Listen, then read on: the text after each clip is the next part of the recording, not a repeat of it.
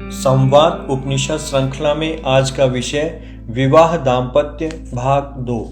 इस दाम्पत्य भाव के कारण ही मन में स्नेह रूप तरल भाव रस पैदा होता है। इस रस प्रवाह वृत्ति का नाम ही प्रेम है, क्योंकि सभी प्रवाह 5 रूप में गति करते हैं। अतः प्रेम के प्रभाव की भी 5 ही गतियां होती हैं। ऊपर से नीचे बड़ों का छोटों के प्रति वात्सल्य कहलाता है, नीचे से ऊपर बड़ों के प्रति श्रद्धा रूप होता है, बराबरी में स्नेह रूप जड़ पदार्थों के प्रति लगाव को काम कहते हैं। दाम्पत्य जीवन में इन चारों भावों का सम्मिश्रण होता है। इसको रति कहा गया है। यह दाम्पत्य रति ही कालांतर में आत्मरति का रूप लेती है, पुरुषार्थ सिद्धि करती है। समय के साथ ये सारे ही सिद्धांत एक एक करके लुप्त होते जा रहे हैं। शरीर, मन, बुद्धि और आत्मा के समन्वय का विखंडन होने लगा है। किसी भी परिस्थिति में मानव स्वयं को सुखी नहीं पाता। स्त्री भाव को आत्म बुद्धि साक्षिणी कहा है। आज सहकामचारिणी बनती जा रही है। कहीं कहीं तो विनोद का, रंजन का विषय बन गई है। तब बलिष्ठ, महिष्ठ और यशस्वी संतान कैसे पैदा होंगी? स्वर्गीय मोतीलाल शास्त्री ने लिखा है कि आज तो मर्यादाओं के अतिक्रमण को ही पौरुष मान लिया है, कल क्या होगा? इसके उत्तर में स्वर्गीय शास्त्री लिखते हैं, आज जैसे विधि विधान निर्मित हो रहे हैं, इनसे कालांतर में नारीत्व सर्वथा ही अभिभूत परास्त हो जाएगा। मानव का स्वरूप भी, मानवत्व भी विस्मृत हो जाएगा। आप किसी बालक से बात करें तो स्नेह स्वतः ही उमड़ आता है। उसमें मिठास होती है, विनम्रता होती है, सरलता होती है, सम्मान होता है, कुछ देने का भाव होता है।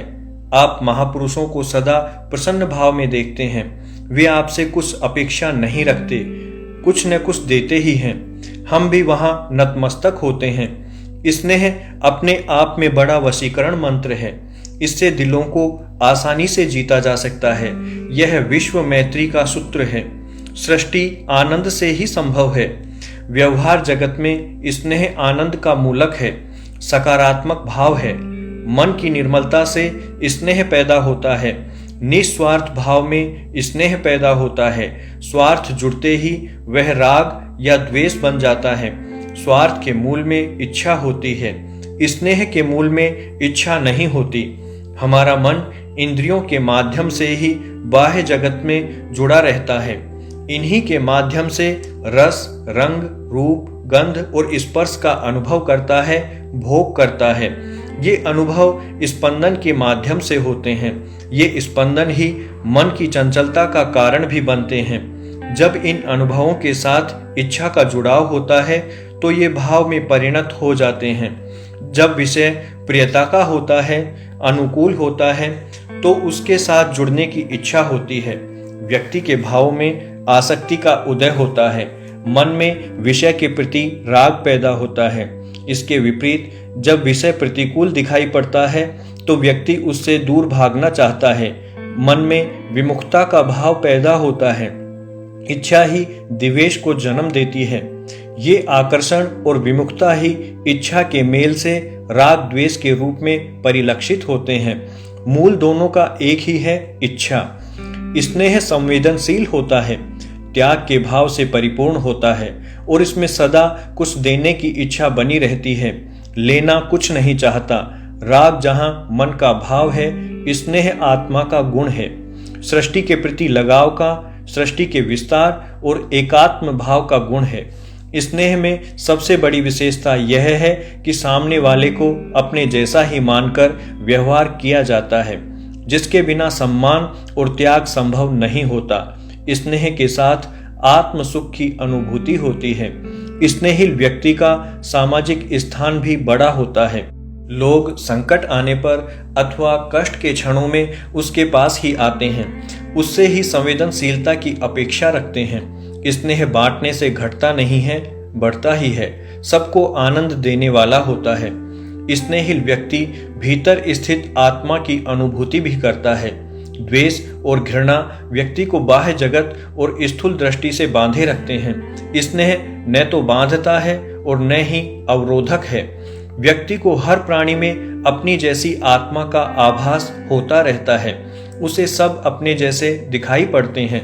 वह सबके साथ समान और सम्मानजनक व्यवहार करता है, किसी से कोई अपेक्षा नहीं रखता, दूसरों की कमियों पर उसका ध्यान ही नहीं जाता, कष्ट में दूसरों की सहायता करता हुआ जीवन में आनंद बांटता है।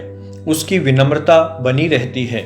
स्नेह में एक बड़ी बात यह होती है कि व्यक्ति को यह आभास होने लगता है कि जीवन में व्यक्तिगत इच्छा जैसी कोई चीज नहीं है। हानि लाभ, जीवन मरण, यश अपयश, विधि हाथ, वह अपनी प्रियतम वस्तु का भी सहर्ष त्याग करने को तैयार हो जाता है यदि किसी का भला होता है तो। संपूर्ण सृष्टि को ईश्वर का वरदान समझकर भोगता है। वसुधैव कुटुंबकम उसका मंत्र होता है। जैसे स्नेह के कारण माँ की पूजा होती है, वैसे ही व्यक्ति का राग स्नेह के माध्यम से आनंद में समाहित हो जाता है। उसके राग द्वेष तो स्मृति कामना के अतीत हो जाते हैं। वह बंधन मुक्त रहता है। जिस अज्ञान के कारण मन चंचलता का शिकार होता है, उसके हट जाने पर मन में स्थिरता का स्थायी भाव आता है। जीवन में यदि कुछ बचता है तो केवल स्नेह बचता है। मन की खुराक है प्रेम, आनंद, दया, करुणा, माधुर्य जैसी ईश्वरीय कलाएं। ये सब मिलकर ही मन की शक्ति बनते हैं। जीवन की उत्कृष्टता का प्रमाण भी है। सुख प्राप्ति का अनुभव भी इन्हीं से मिलता है। इनसे शून्य व्यक्ति को छटपटाता देख सकते हैं, बेचैन देख सकते हैं, असुरक्षित देख सकते हैं। जहां कुछ नहीं वहां शून्य, जहां शून्य वहां इंद्र प्राण रहते हैं। इंद्र भोग का स्वामी है। शून्यता व्यक्ति को भोग में प्रवृत्त करती है। इसके अनेक उदाहरण मिल जाएंगे। मन ईश्वर के अधिक नजदीक होता है क्योंकि वह आत्मा के साथ जुड़ा रहता है। आत्मा ईश्वर का अंग है।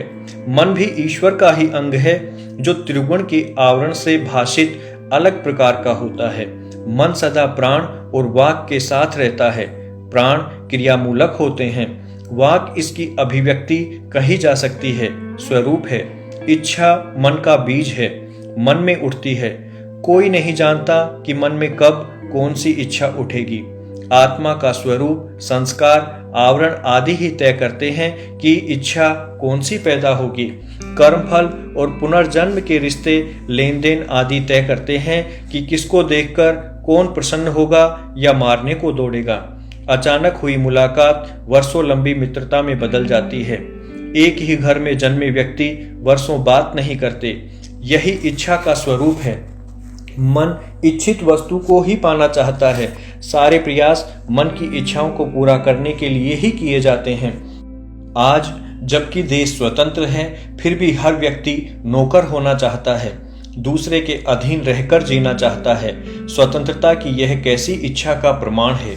प्रेम, स्नेह, माधुर्य की इच्छा हर किसी के मन में होती है, पर देते कितने लोग हैं। दे वही सकता है जिसने पाया हो। जिसके पास होगा ही नहीं वह क्या देगा। पाना तो फिर भी चाहता है। जीवन में अनेक ऐसे अवसर आते हैं जब व्यक्ति के मन में एक अजीब सा सूनापन महसूस होता है। दैनिक चर्या में व्यक्ति को नित्य का स्नेह दुलार मिलता रहता है। बड़ों से बच्चों से उसके मन की सिंचाई होती रहती है। एकल परिवारों में अनेक बार व्यक्ति अकेला रह जाता है। कई कई दिन उसे स्नेह का वातावरण नहीं मिलता। यह कमी उसके मन में सदा बनी रहती है। एकल परिवारों में दीर्घकालीन सूनापन परिवारों को तोड़ भी सकता है, व्यक्ति को मानसिक तनाव से घेर भी सकता है।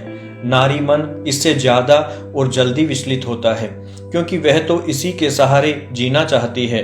पुरुष को अपने कार्यक्षेत्र के कारण सूनापन अधिक कष्ट नहीं देता, किंतु घर पर बैठी महिला के लिए सजा हो जाती है, या फिर इसके परिणाम पूरे परिवार को भोगने पड़ जाते हैं।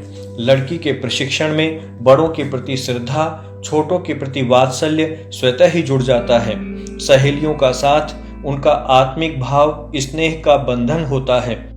घर की स्वच्छता, वस्तुओं से प्रेम, काम और उनका रखरखाव तक उसके जीवन का अभिन्न अंग होता है। परंपराएं, रिश्तेदारों का सम्मान आदि भी उसकी शिक्षा के अध्याय होते हैं। संयुक्त परिवार में तो लड़की शादी होने तक घर में कई प्रसव देख लेती है। छोटे बच्चों की सार संभाल सीख जाती है। एकल परिवार में यह पढ़ाई नहीं हो सकती।